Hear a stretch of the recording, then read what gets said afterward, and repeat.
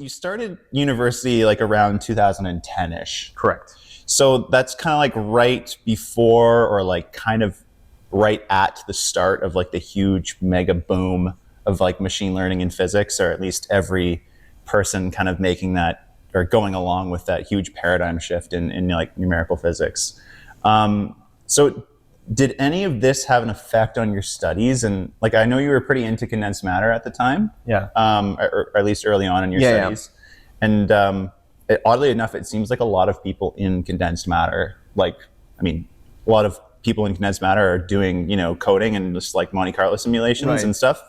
So a lot of people in that field like jumped onto the machine learning ship pretty quickly. Right. So how did that affect your studies? So I was kind of like the oddball in condensed matter because I was not doing like thermodynamic limits or big stuff where you need to run numerical simulations. I was working with like finite spin systems. So most of my work was just like quantum information, you know, what can we understand from like entanglement properties or entropic properties of these systems. So I don't think the machine learning boom, I was never too close to that because I never did a lot of coding. I was mostly just doing theory I see. in this sense. And you know, my simulations were just like diagonalizing, I don't know, like 24 times 24 matrices on Mathematica. That's about it. But what did make a big impact for me was when IBM's quantum computer, the cloud quantum computer came live in around 2015, 2016. I wrote like a small proposal because I was a TA in a quantum information course back then. And I wanted to get their beta access to just use it. And I was like, hey, you know, I'm a TA in a class and we go over Nielsen and Chuang. It would be amazing to be able to show this to my students. Yeah. So they gave me the access. And of course, I tried teleporting a qubit and it was terrible, just terrible.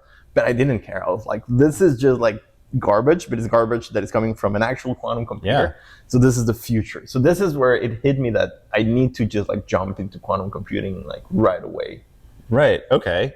So my next question, I mean, like, that was your kind of jump into quantum information, quantum computing. Well, you were already doing some quantum information, but like quantum computing, I guess. What was the thing that eventually made you like put points into machine learning and stuff? Because I know that's a big part of your research now. So yeah, like what was the thing that made you eventually just, I got to put a lot of points in there, coding and.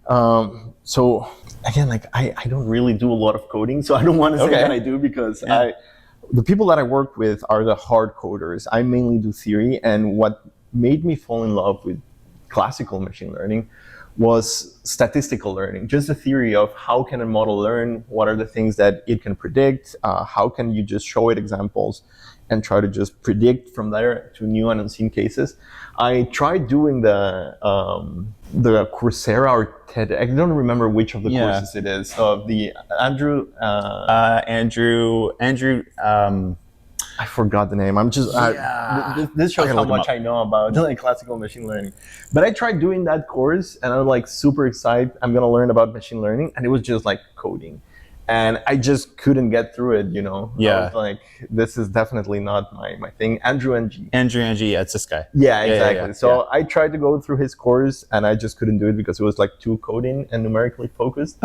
And then I just found some lectures online about statistical learning. And I remember one where the professor is like, in this course, there's going to be no coding. It's just going to be just like probability theory and that's it. And I was like, this is what I wanted. This is my place in the world. Nice.